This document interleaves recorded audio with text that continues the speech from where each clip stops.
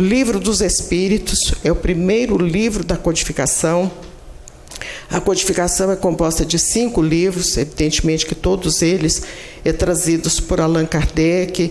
Allan Kardec foi um professor, um emérito professor francês, Hippolyte Léon Denisard Rivaio, é o nome dele. Em 1828 ele já estava escrevendo para o processo de educação, o planejamento educacional da França, e esse processo, esse planejamento é utilizado até hoje, segundo a professora Dora Encontre.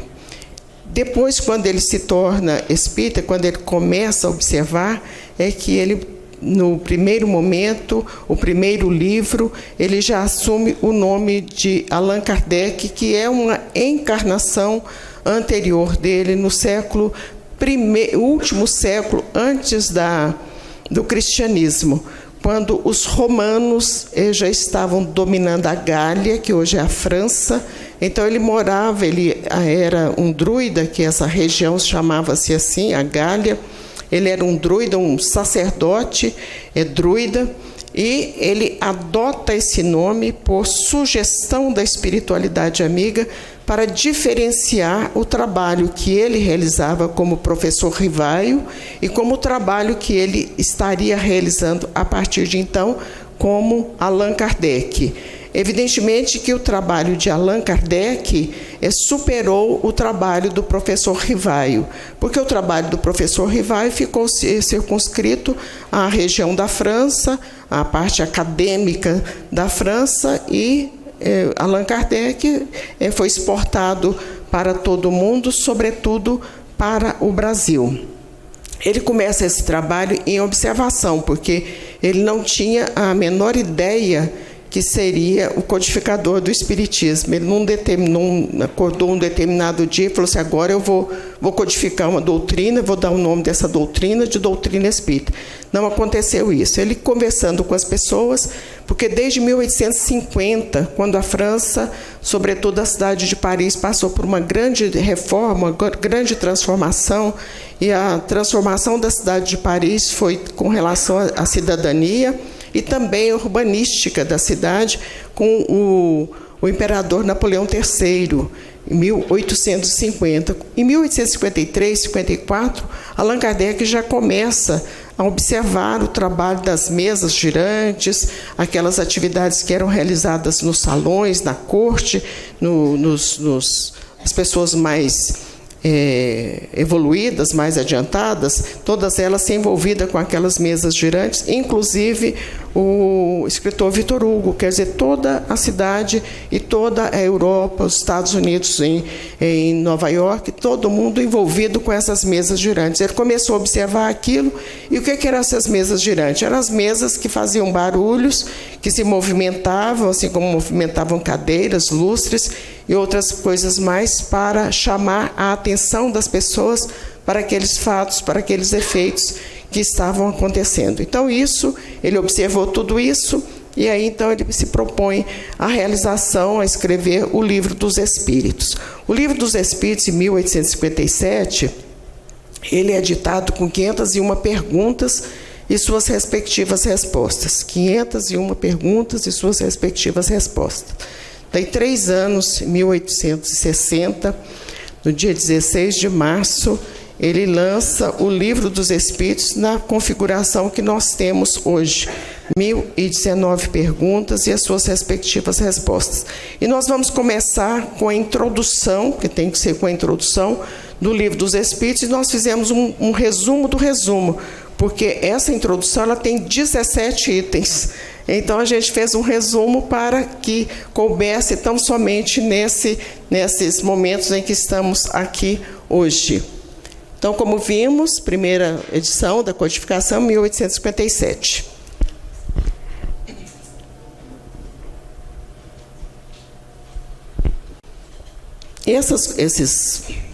Essas 1019 perguntas, que foi a partir de 1860, elas podem se subdividir da seguinte maneira: da pergunta número 1 a 75, depois Allan Kardec vai escrever um outro livro que se chama A Gênese, e ele contempla na Gênese esses números de 1 a 75. Portanto, se quiserem averiguar onde estão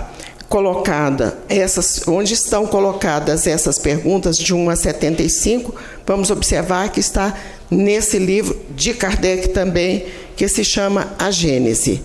Nas perguntas 76 a 613, portanto, é grande parte do livro.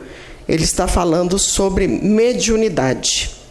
E não poderia ser diferente, porque a codificação só existe porque existiu e existe a mediunidade. Porque o livro é trazido pelos espíritos. Então, havia necessidade de observar as características da mediunidade, os cuidados que se deve ter para com a mediunidade. E aí ele, além dessas questões todas, das 776 até a 613, ele vai apresentar também no livro dos médiuns, que está sendo estudado na sala ao lado, antes do trabalho, aqui todas as segundas-feiras. Quem quiser participar, será um prazer.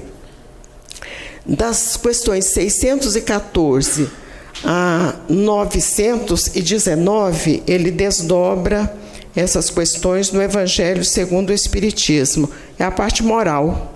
Está aqui no Evangelho segundo o Espiritismo, de 614 a 919. Do Livro dos Espíritos, ele vai ser desdobrado depois no Evangelho segundo o Espiritismo. E da 920 a 1019 está desdobrada em um livro também da codificação, que se chama Céu e Inferno. Então, são os livros, os 5 livros, a coluna dorsal desses 4 é o Livro dos Espíritos. Daí ele vai desdobrando, e aqui no final a gente vai ver que é a justiça divina. O céu e o inferno é a justiça divina. Esses livros, muitos ou todos eles, depois eles ainda foram desdobrados pela psicografia de Francisco Cândido Xavier. Como nós falamos, a introdução é composta de 17 itens, assim resumidos. Porque aí, o que aconteceu? Ele não tinha palavras, não tinha vocabulário para ser utilizado na codificação. Ele começou a criar palavras. E como ele fez isso? Porque ele tinha sido educado com Pestalozzi na Suíça, e Pestalozzi incentivava os alunos a criarem conceitos, a criarem palavras, a raciocinarem. Isso foi muito útil para o professor Rivaio, ou no caso Allan Kardec, porque a gente vê sempre dizendo assim, ele foi educado por Pestalozzi, mas isso fez uma diferença fundamental na vida dele. E ele vai então criar palavras: espiritismo, médium, perispírito, criar palavras, porque médium, se a gente for lá no Velho Testamento, nós vamos ver todos os profetas, vamos ver Moisés, vamos ver os apóstolos,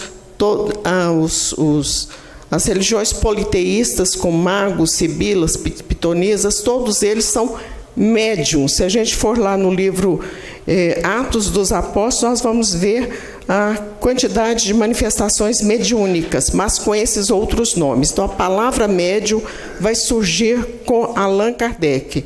De igual maneira, espiritismo, espiritualismo, alma, princípio vital e fluido vital. Alma, que Allan Kardec já vai fazer uma diferença entre alma e espírito.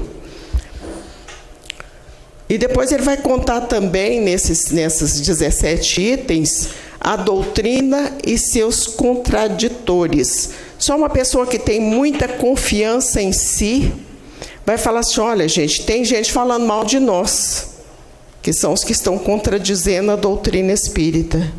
Ele fez mais, ele lançou um catálogo, é um livro muito fino, muito difícil de ser encontrado, que chama-se Catálogo, que toda biblioteca espírita deve ter. E nesse catálogo, nós temos o catálogo. Ele vai contar também quais os livros que estão falando mal do espiritismo. Então, só uma pessoa com muita certeza do que está fazendo é que tinha essa coragem de falar assim, tem gente falando mal de nós, mas vocês continuam firmes aí, porque nós realmente estamos com a verdade. As manifestações inteligentes, que são essas manifestações, porque no primeiro momento ele duvidou, falou assim, mas como? Mesa batendo, mesa respondendo sim, mesa respondendo não, porque existia um código para as perguntas para as mesas. E ele falou assim, mas mesa não tem inteligência, não tem músculo, como é que mesa vai dar resposta? Só se eu for lá para ver. Ele foi, viu e ficou. Então, isso são as manifestações inteligentes. Toda manifestação dos espíritos é uma manifestação inteligente. E aí a doutrina vai se subdividindo também no aspecto doutrinário, que é a parte religiosa, porque ela tem um tríplice aspecto. Quando a gente fala tríplice aspecto, são 3 os aspectos da doutrina espírita. Ela é filosofia. Quando ela começa a perguntar de onde eu vim, para onde eu vou, quem eu sou, isso é filosofia. Quando existem as curas mediúnicas, as cartas mediúnicas, as manifestações mediúnicas, isso é ciência. E a ciência está tão comprovada que nesse momento em que estávamos falando, que estávamos lá na PUC hoje de manhã, conversávamos com um professor e ele nos contava como a ciência está adiantada com relação às pesquisas, comprovando todas as informações trazidas pela codificação e pela obra de André Luiz. E religião é a parte moral. Então, é tríplice aspecto, a parte filosófica, a parte científica e a parte religiosa. Doutrina espírita tem, sim, a parte religiosa. Não no formato que a gente conheceu, porque não existem dogmas, não existem rituais e não existe hierarquia dentro do processo da doutrina espírita. E o desenvolvimento da psicografia, que a gente viu, porque esse trabalho da codificação só foi possível porque teve a psicografia. O trabalho realizado por Francisco Cândido Xavier é um trabalho de psicografia. O trabalho da dona Ivone do Amaral é psicografia, do Divaldo tem muita psicografia também, e a gente conhece também outros médiuns que realizam os trabalhos também em menor escala, em menor número, que também é um trabalho de psicografia. É esse que o médium escreve. Antigamente, no começo da codificação, amarrava-se o lápis porque não tinha caneta, né? Era só aquela tinteira com pena, amarrava-se o lápis numa cesta e o médium colocava a mão e aí escrevia. E em um determinado momento eles perceberam que se não tivesse a mão do médium ali, não escrevia. Então é só tirar da cestinha, colocar a mão do médium e escreve, porque aí também era mais rápido esse trabalho. Ela contém o resumo da doutrina dos espíritos, a ciência e o espiritismo, a perseverança e seriedade. Isso aqui é algo assim imprescindível, perseverança e seriedade. Nós estamos trabalhando com espíritos como nós mesmos, com espíritos inferiores e espíritos superiores. E qualquer faixa de espírito que estivermos trabalhando ou convivendo com eles, há necessidade de muito respeito.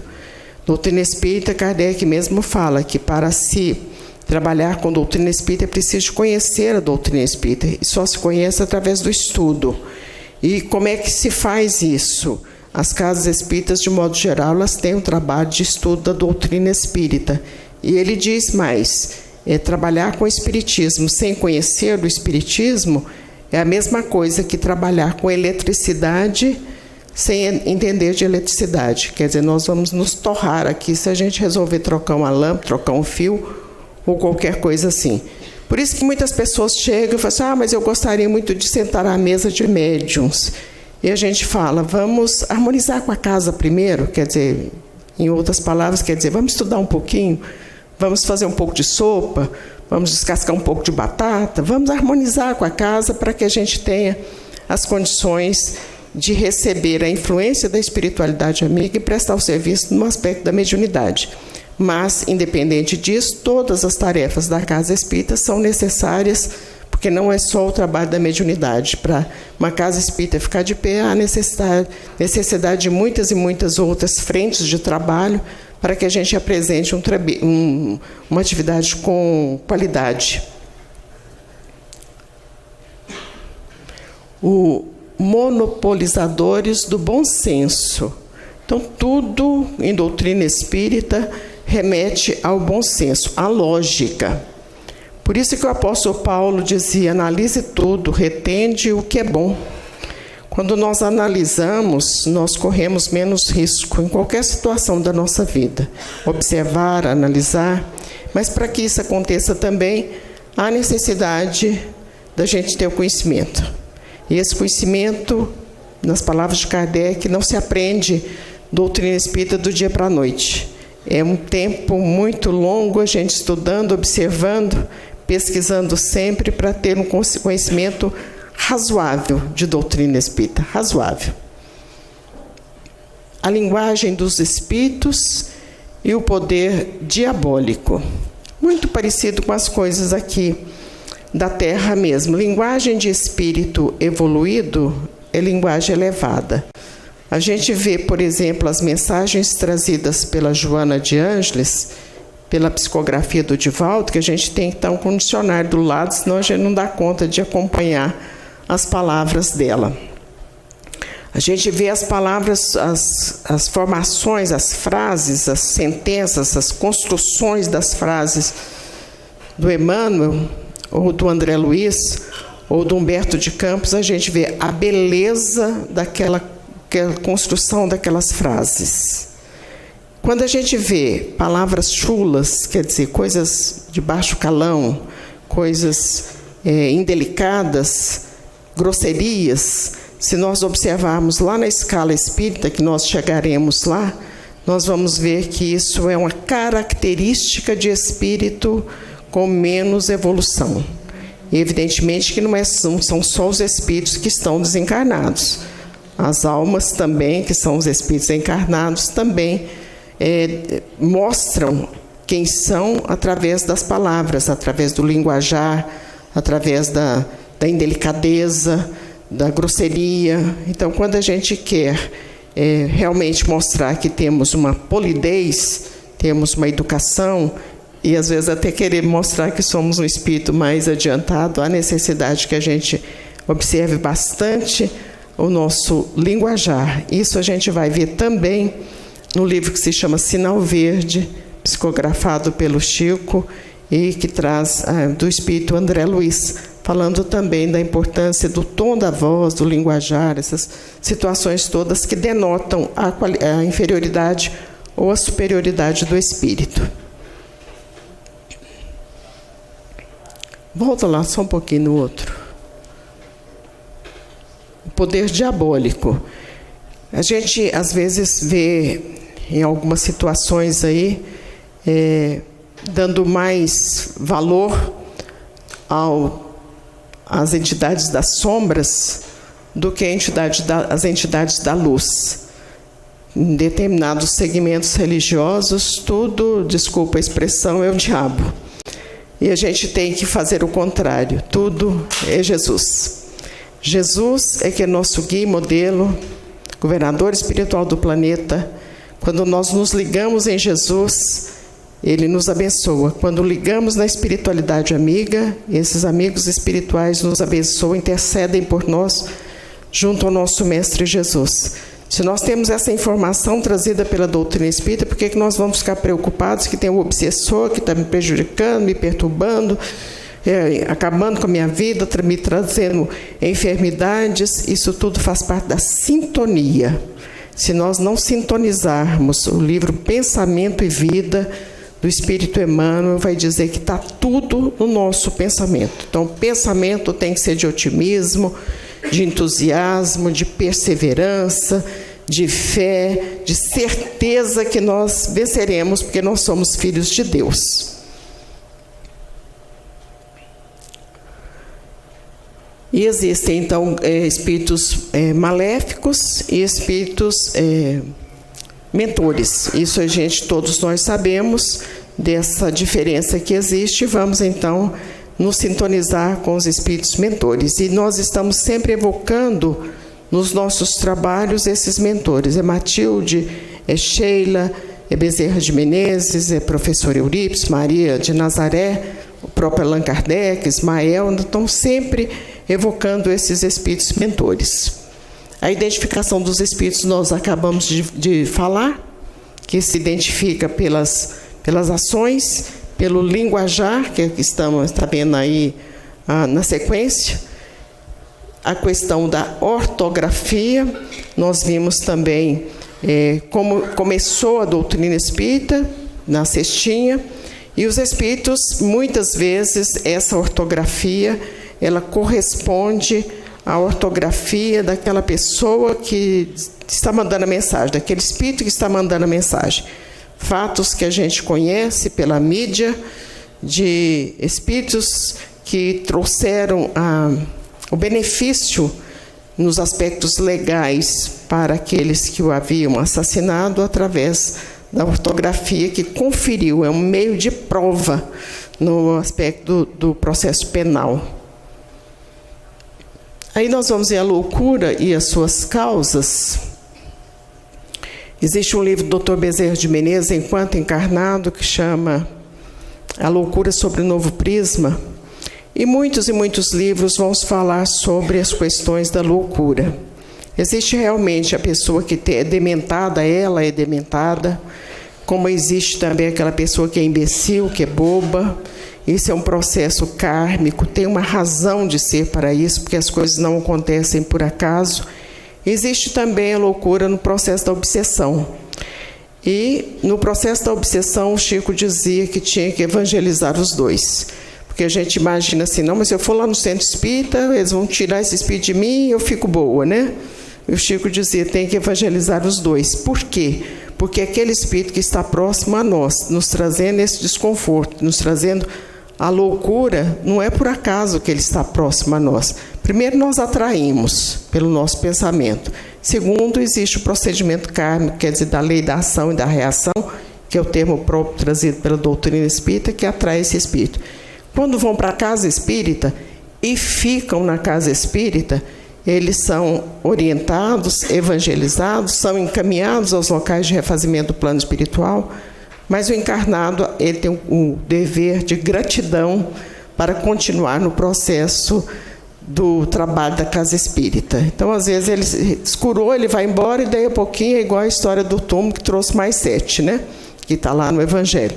Então, há necessidade que, quando ele recebe o benefício, seja qual for o benefício, a dívida de gratidão para que ele permaneça na seara da doutrina espírita.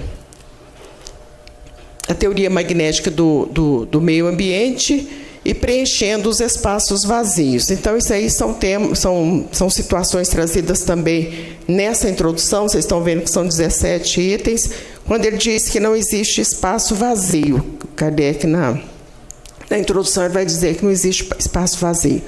Porque aqui, por exemplo, deve ter 150 pessoas, pode ser que tenha 200, 300 espíritos aqui assistindo a palestra. Então, eles estão em todos os lugares. É a questão 459 do Livro dos Espíritos, que já falamos também algumas vezes sobre ela, quando Kardec pergunta aos espíritos se eles influenciavam nas nossas vidas.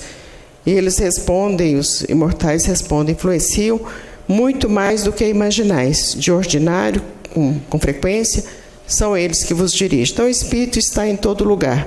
Outro dia nós vimos uma palestra do Dr. Sérgio Thyssen, um médico que trabalha em UTI, lá na mansão, e ele dizia o seguinte: numa UTI, que as pessoas que não têm evidência vão chegar lá, tem um leito vazio.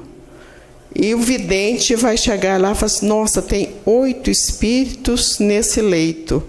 Por quê? Porque eles desencarnaram, não têm a consciência do desencarne, não foram recolhidos e ainda continuam naquela mesma situação. Isso não é somente em UTI, pode ficar dentro da nossa casa também. Então, muitas pessoas percebem a presença dos espíritos familiares dentro das suas casas, e quem conta histórias muito interessantes sobre isso é a Dona Ivone do Amaral, em especial um livro que se chama Recordações da Mediunidade, que ela vai falar como ela via os espíritos, como é que os espíritos atuavam dentro da casa dela. Então, em síntese, são esses os 17 itens que poderão ser conferidos. No mês que vem a gente vai entrar nos prolegômenos, que também é uma introdução, só que essa introdução já é trazida pelos espíritos que assinaram a codificação. Que Jesus nos abençoe, muita paz.